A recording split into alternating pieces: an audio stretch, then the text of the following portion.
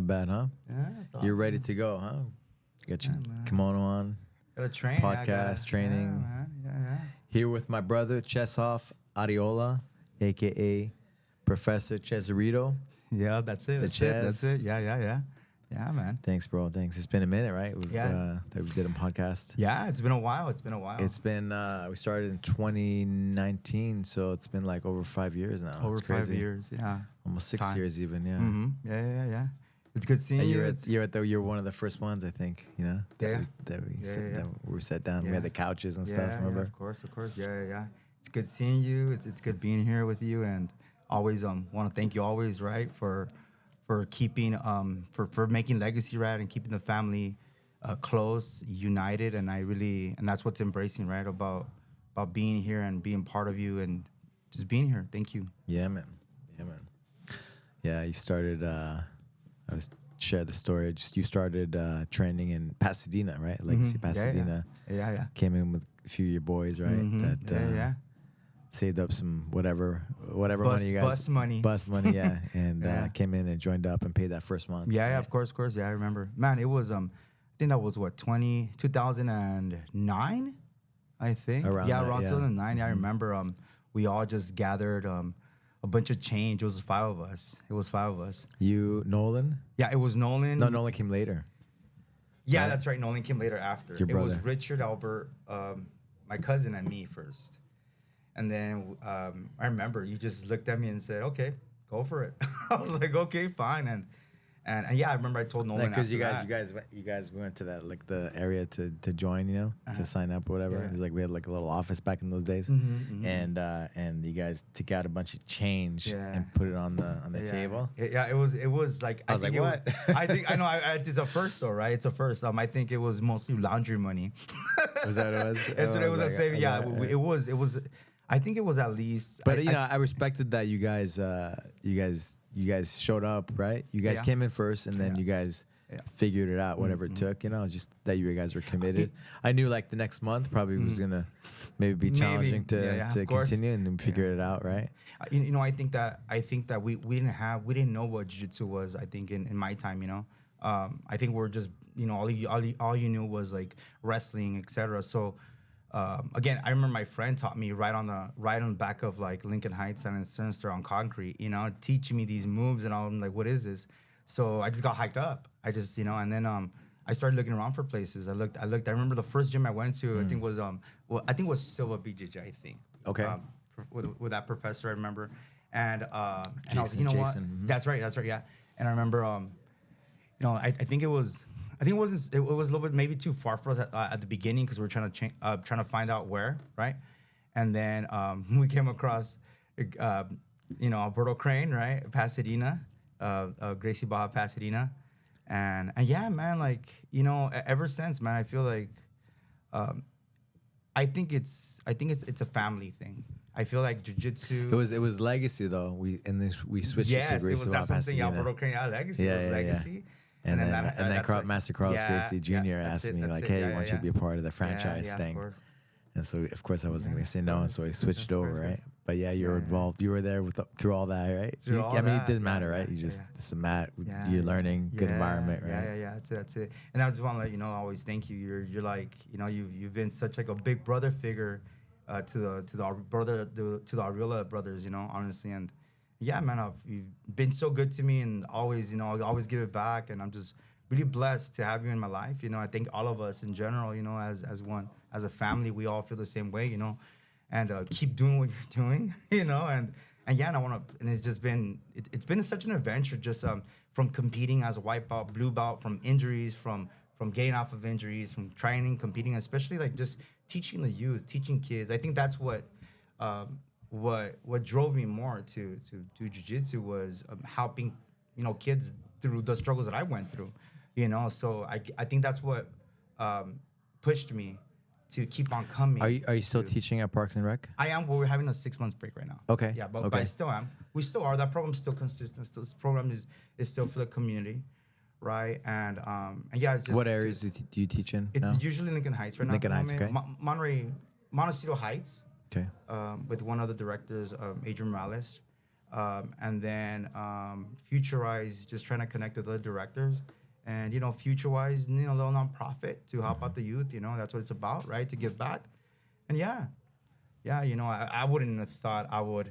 I think you never think where you're gonna go, right? You just kind of go with it and you keep pushing, you keep moving, you keep working and working, and then it just explodes to something amazing, right? And do you remember when I went to go visit you in Lincoln Heights? yeah, I remember. I was surprised because we went to King Tacos in Lincoln Heights. That's right. I was surprised because this man here, I wasn't expecting him to like hot sauce, man. You know, this guy asked for like an extra, I think. What did he do? No, he wasn't extra. I'm from New Mexico. Yeah. Exactly. Well, there you go, right? Yeah. You know, and I think that's where I started get to know you more, right, at a personal level. And yeah, he swallowed those tacos like nothing. And I was trying to be on a diet, I think. He is hot sauce. He's spicy sauce. Yeah, man. Went you did like a little graduation at your at the Parks and Rec. Yeah, I remember. And I showed up for that, and then I walked around in your neighborhood. Yes. You did. Your hood, where you grew up. Yeah, you were. I was a purple belt that time. I think you went to the one in Frogtown. Okay. Everyone was so excited. And I want to say is a lot of people. It's like Echo Park, right? It literally Echo Park's like about the hill, a little hill up. Literally, it's the borderline. And I think people never seen that ever. Never seen that, you know. So everyone was just shocked to see like what this is jiu-jitsu. Like it's not just this little world. This is jiu-jitsu, and our children and our kids have the opportunity to do this, right? And that's what it was about, right? That's what it's about, and yeah, man, just yeah, you had some good kids. You had a couple of really good kids, competitors and stuff that would compete in all the tournaments back in those days. Yeah. Back around that time, you'd bring them in for in-house tournaments, and then I would see you at the other tournaments as well. And then I remember you said something to me that was really cool. You're like, you know, I want to be that coach, that person that I wish I would have had when I was a kid, when I was 100%. Growing up. And I want to let you know that I think that was a huge. You were part of a huge I would say.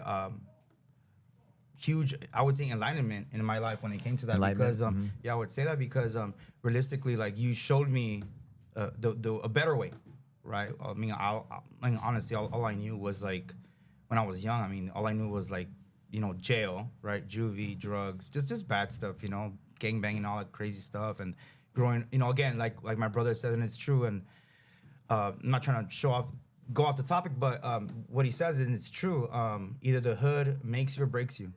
You know, and a lot of people have been broken. A lot of people have gotten out from it, you know. So I think you were a precursor to guiding me to that, you know, and that's what it was about. I had to give that back, because everyone needs a mentor. Everybody needs a mentor. I assume that you have a mentor also. Of course. I assume we all have mentors, right? That, and not just one, many, right? That have a specific area in our life to push us and to guide us. And as men, we gotta, you know, come together, and also women need to come together, and that helps out tremendously. And yeah, man, it was. I've been doing jiu-jitsu, been doing this art since 2009, I think. 2009, yeah. And I've gotten older. I can't do those front flips over someone's guard anymore like I used to, you know, and these little handstands, and I can't do that, but you learn as you I was happy to see you during Kevin's class coming in the evening time, because usually I would see you during the day, during the noon class. But, you know, with the schedules and, you know, life gets in the way, right? So it's good. You're coming in, you're training. And so I pay attention. I look at the pictures. I see who's in the class. Yeah. Thank you so much. And I want to say, again, you know, I was out for a little bit because I had a little injury. An old injury back from, I think, 2011. And I was a little out, you know, for a bit. But then, you know, sometimes you feel a little, I think, disappointed, right? Your body's not moving the way you want it to move again. And I'll say this, you know, I will say this, I've been doing tag fit at home. I just don't talk about it so much, and I don't post as much, right? You know, I've been hush about it, because I want to see the development. You move your joints. And it's fluidity. I move my joints, and I see like the change that's happening on my body. It's getting better. It's getting slowly recuperating, right? But yeah, man. I've been busy a lot with just working with kids, right? Working with the Office of Refugees now, and just being consistent, just, yeah. Refugees. Office. So I work for, I would say, excuse me. It's basically like foster homes, group homes, kind of like how I was, right? But they have a budget or a grant from the Office of Refugees gotcha. To help the kids that sadly cross here and for obviously for prevention of trafficking, right? Trafficking and just a lot of things go on that on back of the curtains that we don't see, right? And yeah, man, it's just giving back, trying to create a little jiu-jitsu program there, Yeah. You had mentioned mentors and stuff, and what do you think about this? Can one coach, one person make the difference of a kid going one way or the other way? I think that realistically, I think a coach is tremendous, especially if someone doesn't have a figure to guide them. But also, it depends on someone. It depends on someone to take the opportunity and change. I think that's huge. If you don't want it, you're not gonna do it, right? So, but a coach, a professor, a mentor, a teacher, can guide you to make that decision. Yeah, 100%. Yeah, 100%. Yeah, you had told me back when you were in juvie, right? One of the counselors told you like. Well, you remember that. You have good memory. Of course. Well, certain things, right? I remember, of course, that mattered, right? It was like a pivotal point. We're like, you're going to be back here when you were leaving. You're like, you're going to be back here. Yeah. Like, you want to say that, tell that story? Yeah. So, I was... How old were you at the time? I think I was 14. I think at the time. I was in the East Lake Juvenile Hall. By the way, it's closed already. It's closed. Point is...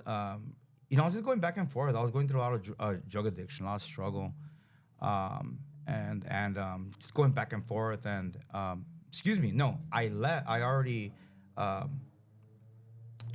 went AWOL from group home, went back in, and then got out. Was on probation, did something dumb. Forgot what it was. I was out of it, And then I went back in, and I remember the police officer saw me, the same guy, after saw me. He's like, "You're still here? You're still here?" I'm like, "You're never gonna leave. You're never gonna get out, man. You're always gonna be doing the same thing on lower. You're never gonna get it." In juvenile, juvenile, yeah. And then that kind of clicked. I was like, I don't want to be that. I don't want to do that. I don't want to be here. Like, how can I stop? How can I change? First of all, faith, 100% in God. But second of all, sometimes it just you need something physical. You need someone to be there and push you and help you. And yeah, man, I was going back and forth, in and out. And then there was a time where I was like, I'm done. I can't do this anymore. I can't be going through this anymore. And then I think close to 2 years passed, and that's where I started doing jiu-jitsu. Yeah. Okay. I think that was what prevented me from being an addict, right? I think that's what stopped, because I saw that I enjoyed fighting. And we always boxed when we were young. I always was a little fighter, and you have to survive out there in the streets. You have to. So I think that just doing jiu-jitsu. You have the fight, the challenge, there you go. In better words, the challenge, the lion in you that needs it, right? The little boy that needs it also, right? He needs that too. Maybe needs to break down. Maybe needs to let everything out, whatever it is, right? And that's what it was. And yeah, man, I mean, it's thinking about it now. I was just talking to Albert, talking to him on my drive here, and we started talking about Richard, and we were talking about life. Life. So many things happen in life. Yeah, Professor Joey saw him early in the morning, in the neighborhood, right? Yeah. Not doing well. Again, like, life happens, right? Like, you don't know when you least expect it, right? And it's about getting up from those life situations. And again, jiu-jitsu helps getting you knocked with down that. and standing back up. In jiu-jitsu, right? You might get caught, you might get submitted, you tap, which don't like tapping. But then you go again. Then you go again, and you keep going. You get back another up. chance. And it's like, you don't want to feel a loser. You don't want to feel like you failed. I think there's no human that wants to feel like a failure. Wants to lose, yeah. We don't want to lose. We always want to win. And then I think that's what jiu-jitsu does, also like tag fit, I would say, your own body. And that's, I want to put that in there because I remember you would tell me, like, are you going to lose to your own body? And I was like, man, my body's kind of heavy now. Like, okay, I get this. I'm moving. Like it's a martial art with yourself, right? With and your own overcoming self, your own right? your thoughts and that's it. everything. That's it. So yeah, so jiu-jitsu again pushes you and motivates you and keeps you going, right? Keeps you going. You know, you had mentioned too about how, you know, mentors and different things like that. But like for me, I think about like just a connection and, you know, like community, right? And there was a moment when you were, I could think you trained and then you kind of, I think you moved away for just a minute, like for a few, some little bit of time. Yeah. And then Mississippi after Mississippi. A year and a half, Yeah. With Hayovak. Yeah. And then you know, you're around, you know, I don't know where you were, but you were in a situation where you came back and you were like really emotional the next day, you know, like, man, like I was around these drugs and you know, I just thought about the kids. You thought about, like you said, I thought about you. I thought about you know, I was like, man, I can't do this. And you left the house that was happening, but you felt it in your body. That was. And you felt it in your body. You like you felt it like your body, like whatever. I don't know. You want to tell the story? Yeah. No, that's actually when I got out of the. So I was in the group home. Do you remember that? Yeah, I do remember that. That was, I'm trying to go back to that. I remember it was in Pasadena. You told me that. In Pasadena, but it happened in Lincoln Heights. Happened in wherever the house was. Yeah, that's right. That's right. I was at a friend's house. And then we're just hanging out. And then, you know, gang members from the hood came, and they were just hanging out. Then just started, you know, taking out blow, you know, and you know, they started doing dope, you know, and you know that was hard. That was hard because I felt, you know, it's. I don't know if do you drink coffee? I had some this morning. Okay, so if you don't drink, I don't know. I'm a huge addict when it comes to coffee. That's the honest truth. I mean, who isn't, right? If you're an adult, but I would say like it's 20 times worse than that. Like you're just shivering, you're sweating, you get anxiety, you get angry, you get emotional. Point is, I was like this close. I was like this close to just mess up again. And you know, excuse me, I just remembered. This wasn't when I was. That was a previous time that I've hanged out with friends. But this was when I was barely teaching the parks and recs. You were just starting out. Yes, I was a blue belt. I remembered it was a blue belt, and I was hanging at my friend's house, and that's what happened. Then that's what I said. I can't do this anymore. Like, I gotta go. I can't. And I took off. I just left because I told myself if I wanna be an example for somebody, I gotta start with myself. You know, and don't get me wrong. To this day, we all have struggles, right? We're not perfect. I have my struggles too. I have my ups and downs. Life gets in the way. Sometimes you're stressed. I get it. But going back to that lifestyle, I just couldn't do it because I don't want to be a hypocrite. You know, I don't want to be a hypocrite. You know, to a certain extent, I think we all are, right? But not to that extreme. And I just couldn't do it. I thought about the kids. Thought about, like, again, Jake, right? Jake, that, you know, he's doing good for himself right now. And what's he up to? Right now, he's going to school. Cool. He's going to college right now, you know, so good for him, you know.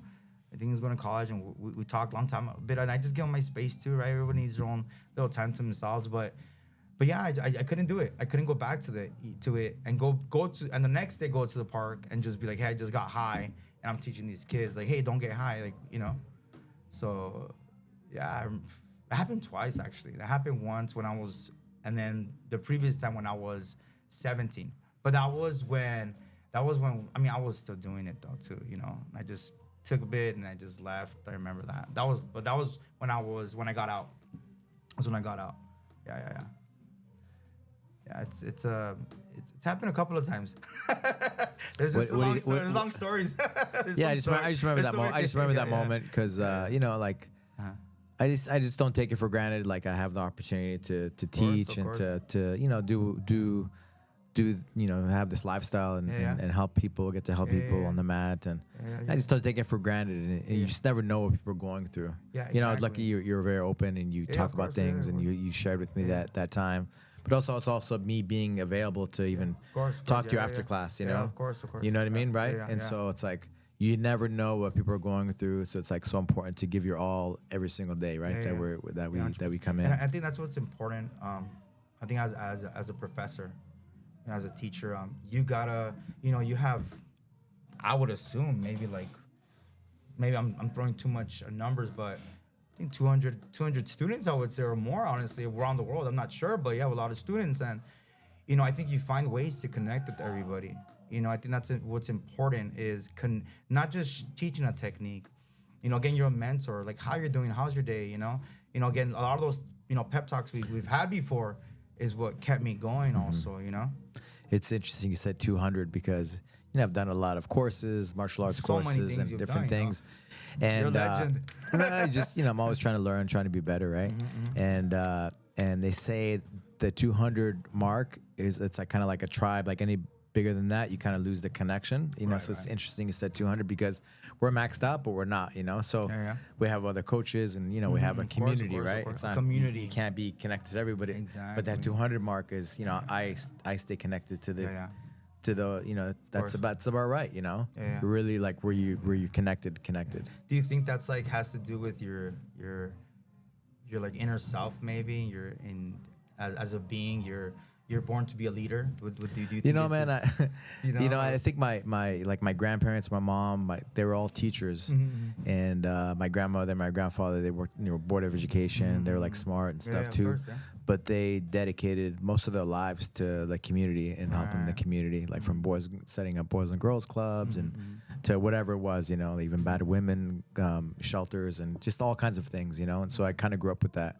So when you say that, like, I think I have to give them credit, like, maybe in my genetics or whatever, that I have that spirit, of wanting to really help people and do good, And like my dad, for example, he was an orphan, right? And my mom's mom, who's his teacher, and she really, she was a really good teacher, and she like, hey, what are you doing? Like, always up in his business.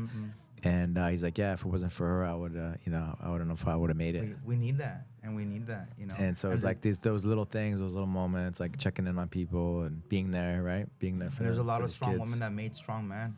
That's the honest truth. And like it's funny how you're just talking about philanthropy, basically. But I've learned that about myself. That's what I want to be, right? I want to be able to, help the community. Right, give to the community, and make it grow to a positive way, right? In a good way, in a positive way, and see growth and see youth grow, and just see good from humanity, right? I think we all want that, right? I think we all want that to a certain extent, right? And that's what has pushed me to with the programs and the kids and working for like gyms and working for the OR, right? And just. That's my niche, respect. That's why I went out to Lincoln Heights. I'm busy and stuff, and I have usually a lot of things to do. But I was like, man, I need to go see Chesarito because you bringing in kids from, from the hood, and I was like, man, I gotta go and support. It's really cool to see the meet the parents and see the kids. You guys had to put the mats out. I was on a basketball gym floor. I think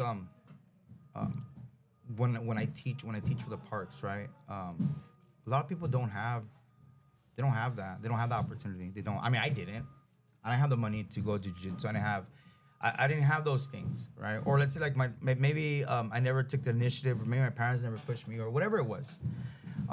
But I think that again, everybody is just like can't fathom, right? Meaning like they don't comprehend like why is someone in our community prestige like this? Why is he here, right? And I think you broke the norm there. That's what you did, because people are so used to not getting good things. People are so used to not getting good things, just getting like the scraps. You're used to it, right? So, and that's the whole point, that you keep going and keep doing what you're doing, and I also keep doing what I'm doing, because there's more to this. You can give more to people. You can give more to children that need it. You don't have to be you don't have to eat the scraps. You don't have to take the leftovers. You can have the real meal. You can have that real home. You can have that gym. You could be a professor. You can be a coach. You could be the best teacher, right? And that's what it's about. Yeah, that's it. It's funny. Yesterday, with my family, and we watched a movie. My sister's like, you want to watch Born in East LA? Do you even know what that movie is? Born in East LA? You think so? You should. if you're alley culture, you got to. And so I was like, born in East LA. I was like, you kidding me? With the kids, because it's like very family kind of appropriate, you know? Yeah. Mm-hmm. Of course. And so he put it on. Born in East LA. You know, it's funny. When was the last time we saw that? Man, it's been a while. Yeah. It's a long time. But it was like total 80s movie, right? Yeah, 80s movie. I saw all those movies, honestly, I think when I was incarcerated. I saw those movies, when I was incarcerated. And I think he gets deported to Tijuana. Yeah. And that's tough. Don't touch me, I'm American. You know, like, it's funny because La Migra. Okay, La Migra. Before ice. I was thinking about Blood and Blood right now. La Migra. Yeah, man, and I think that's tough. You know, that's tough. You know. What's that? I think that's tough. You know, like being someone and just get out of here. You know. But point is, what I'm saying is, I think that being born in like East LA and Lincoln Heights, you know, I think you're born with, do you have this fire in you? You know, you have like this dog in you, right? This dog in you, right? That needs to come out, right? That needs to come out. It's a fight inside, right? And either you take the bad path, right? Gang banging, etc., or you find someone comes into your life and is able to tell you, hey, you know what? Hey, I saw for example, let me give you a perfect example. Like my daughter, Sophia, right? You know, as you know, she's born with one arm, right? And she doesn't know what she's good at, right? Because obviously, I think everybody has insecurity. Everybody has insecurity, right? We talk about that, yeah. Right? Everyone has insecurity. I was talking to Kevin about that? No. I was talking to Serge this morning about that. Just, you know, everybody has insecurity. Everybody has it. It's part of being human, right? Everybody. I do too. Everybody does. And like the most talented, right, the smartest, strongest people in the world. And they don't see it. Like I didn't see it, right? You don't see it. And then, for example, we put it into basketball. And like this girl could do layups with one arm. Yeah. This girl's like just throwing them, boom, boom. I can't do a layup, right? But you need somebody to show you the light, to know, hey, you're good at this. Now it's up to the human to believe it or not. And sure enough, she's getting good in basketball. But again, we go back to the hood, right? Right? Go back to East LA, Lincoln Heights, you know, Watts, Compton, the you know, where it's rough for people. I think that if there's more people like you and me, and I know there's a lot of people around the world, but if there's more coaches, more people to push somebody, you know, the kid's gonna grow. The people are gonna grow, you know. People are gonna grow to be the best. Be the best. Yeah, man. You know, talking about mentors, I was gonna just ask you, like, what made you kind of go this way of, you know, trying to make the right decisions for yourself and not, you know, going the ways you were going before when you were, you know, in and out of juvie. Honestly, I think everyone has faith in whatever they believe in, you know? That's first of all. Everyone has faith in something, you know? You know, I was a huge atheist my whole life, mostly because of religion and etc. But I think I found God my way, you know? And I think that's what it was, you know. Finding God, and then finding God. And then you mentioned jiu-jitsu. Put words in your mouth. That's basically what happened. I was high on dope at 17, you know, in my room, you know, just high out of my mind, and I was losing it, like mentally losing it, seeing things, etc. And you know, I remember, like, you know, like the Bible's just a book, it's just, you know, just instructions before leaving Earth, etc. You know, like, you know, whatever. But it really touched my heart when I opened a certain passage and I read it, and, you know, it shattered me inside, man. I can't explain it. I just really can't explain it. I feel like at that moment I needed that word. I needed someone to tell me, hey, you know, you could do it. You could do it. And I felt amazing presence that day, and from that day I told myself there has to be God. And I need to get through this. And I got through it. And then it's funny how again God works in a mysterious way, because, you know, after like 2 years, like, there you are. You know, so God uses people. You were a vessel. That's what you were. You're a tool. I think we all have different tools in our life that helps us to fix things in our life, right? That's what it is, right? And yeah, man. And again, doing jiu-jitsu, you don't want to do something wrong because the next day you're gonna feel like crap training. Yeah. Right. You don't want to feel like that. You don't want to feel gassing out, exhausted, tired. You know, you want to give it your all. You want to give the fight to that individual you're gonna train with. You know, you're fighting against someone. You want to give it your all. You want to give it your all. Be up to your best ability. Yeah. Right. And see what's gonna be the outcome. You either win or lose. Yeah. Right. That's it, man. You know, we did that. We did like the little, mini doc on you, right? And I think we have the moment where you got your black belt, you know. Yeah. So that was fun. So how was the day you got your black belt? Like thinking about it now, after all these years. Man,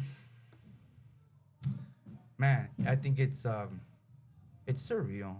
I mean, it's like my daughter said, cereal. Cereal? It's cereal. It's cereal because you know, you're raised in negativity your whole life. You know, you never see something good in life. You never see something positive in life. It's mostly you know, negativity. You're not gonna amount to this. That's where you're like this. That's where you're like that. That's where you're not gonna do this. Abuse and neglect. Exactly. You know, it's consistent verbal abuse, verbal negativity. Nothing reinforced, right? Nothing positive reinforcement. So to look at your life, man, because honestly, I would say there's a lot of people that struggle out here. I mean, Kevin, are you struggling? Right? Professor, are you struggling? Yeah, always something. Yeah, there's always something to struggle, right? So I mean, right? So, and I think that's what it was. The close to, I think, 10 years of struggle, because I had on and off jiu-jitsu because of injuries. I don't want to count those neither, right? But going through a struggle, you know, no butt. Like, what year did you get your black belt? 2021, November 2021. So about 12. Yeah, 12, 13 years. 12, 13 years. And 13 years. 3, 4, 5. I've been a black belt 4 years already. Going on, been a black belt 4 years, and that's what a privilege. But again, seeing the struggle. So over a decade, right? 12, say 12 years. Yeah, say 12 years. To get your black belt. Yeah. And it was that, and again, when you let me go back to that, right? That the black belt, right? I think what was surreal is all the from 2009 and seeing all the rough patches you had in your life. And you kept going and all the, you know, no money or lost work or trying to do work and relationships and faith and parents and friends dying and friends falling into addiction and seeing all that, and you just and you know, taking the bus in the rain and being stranded and walking 3 hours to get home and all these other things that happened, and you know, having a car, getting it, everything, seeing that happen, and then you get your black belt. You're like, man, I do deserve something good. I'm not a piece of shit. Excuse me, my pardon, but I'm not a piece of crap. I'm not useless. I'm not a bum. I am worth something, right? And let's go back to it again, right? Let's go back to a mentor, right? It's about cutting those traditions, right? It's a tradition. Parents tell parents. The cycles, and tell cutting cycle, the cycles, right? breaking the cycles. Breaking the cycle. I think that's what mentors do. You know, they also become a figure, like a parent figure, also a brother figure, a family figure in their life, and they cut those strands, right, of whatever it is, and they say, hey, you can do it, right? So that's what it was. Your positive reinforcement too. Like, you gotta tap them out, man. You gotta tap them out. You could do it. Come on, let's go. And I'm just like, man, like, I'm tired. I'm burnt out. I haven't slept. But if Alberto says it, I could do it. And sure enough, get the sweep, come on top, boom. You know, armbar. Like, whoa, I did it because I was pushed, right? So when I got my black belt, somebody believes in you, right? Yeah, someone believes in you. I believe in somebody, yeah. And I think there's more people that don't believe in themselves, and there's more people that believe in someone. That's the honest truth. There is, you know. And when I got my black belt, man, I just came from an injury. That was the worst injury I had, a C5 injury. I was a long time when I remember when I got into a dispute with long time ago, you know, with some coach, and my shoulder was popped and dislocated, which caused that herniated disc on the C5, and with time, just not treating it, not understanding your body, you know. I think that's the reason why I got into personal training back then for a very, very long time. But point is, I was getting off of an injury, brown belt, going to a black belt. I felt like crap, but then I didn't feel I was worthy again. Why? Because of the injuries. But then I thought about everything I went through, and I'm like, man, you should be proud of yourself that you overcame something. You overcame something. You were born in the hood, okay? Broke as a joke. Family struggled. You struggled in high school.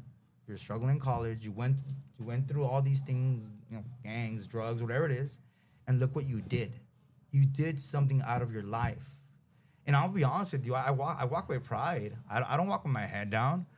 Why? Because again, we go back. I just had this conversation with one of my coworkers, and she was telling me about her bachelor's and her master's. I was like, I got a master's too. I was like, what's your master's in? Oh, I got a PhD in breaking bones. I'm joking, and yeah. Because that's what it is. We black belts are a huge influence in society. That's what we are. Look, Higoro Kano, man. The institution he made, right? What's that Hemsworth Gracie quote? There's more wisdom and knowledge and wisdom on the mats than in any Ivy League college, right? University. So many stories we hear about people. So many lives that lives that are lost. So many lives that are gained. Meaning, people having children, success stories, right? So many, you learn so much just from legacy, learn so much. Everyone has so much going on, and it helps you in your life, right? It helps you push through it, you keep going and you keep going. I mean, I remember just because Scotson's right there looking at us, his Scott story. Yeah. His story where I think, he didn't have a strong, immunity. I think that's what it was. And, he kept pushing and kept moving and kept going and believed in, he truly diagnosed believed. with learning disabilities and Yeah, exactly. All kinds of a tough childhood. Right? And I want to say this. I don't know if you guys know or not, but as a kid, I suffered from extreme eczema when I was a kid. That was one of the defects I was born with. Not a couple of other ones, but and it was tough, training, with kids being mean, right? Yeah, kids being mean, or just training and like you ate something that broke you out on your back and your skin's burning, like you feel like you're on fire and you just, like those little things pushes you. Like, I'm not gonna quit, and yeah, man, it's just, I breathe and I breathe jiu-jitsu. Like, I wake up, every time I wake up, I do a hip skip to get out of bed. I mean, I bet many of you do that, and it's a part of me. It's embedded. It's my DNA now. That's what it is, It's I have the blueprint, right? Yeah. Well, you passed it down. Thank you. Thank you, bro. Thank you for, being that mentor. I've watched it from the tournaments to going out to the Lincoln Heights one day, just seeing you in action, and I've seen the great work you've done at, a lot of like at-risk kids, right? Yeah. And just kids. being that guy for them, being committed to them. And I know you still do it, it's who you are, right? And trying to help, especially, and you can relate to these kids better than anybody can. Yeah. 100%. Because you're from, how you grew up and everything else. And it's funny because I was just thinking about an old friend, my friend Carlos. He committed suicide. And his birthday is in November. I think early November. It's been almost 8 years. I think he took his life. And I think about him, and we had a lot of we resembled so much. Not obviously the addiction, more his personality, who he was. He's such a kind guy, sweet guy, And if I could have, if I was able to, if he had jiu-jitsu, if he had jiu-jitsu, I think that would have helped him. That would have changed his life completely, because he needed someone to believe in him, right? The same thing like I needed, And I think you did an impact again. You've made an impact in me, in my brother Nolan, on Arreola. On these kids that you want to go. And I want to tell you, I appreciate that with the bottom of my heart, man. I was not expecting, oh my God, Alberto Crane, to, just because To go to. You're a legend, man. To go to. Yeah, to go to a park. Like you're a legend. You really are a legend, man. Thanks, man. And I just want to let you know that you are, and you should be very, very proud of that. You know that you've overcome all these obstacles in your life and become who you are now, and giving it back and making people, you know, legends. So you're doing. Yeah. And yeah, I'm just and just seeing you at the park was just like surreal. Like what? Like why is this? You know, and again, parents and people and like, wow, that's your professor, and whoa, and like this is a huge world. Like no way, we're a part of this. And I think that's what I needed when I was young. My brother needed. Everyone that lives in the rough communities, in the roaring communities, need that. We need someone that actually cares, that cares, right? Yeah. That's it, man. Well, thank you, brother. Yes, of course. Thank you. Thank you so much for everything, and always it's a pleasure being part of this family.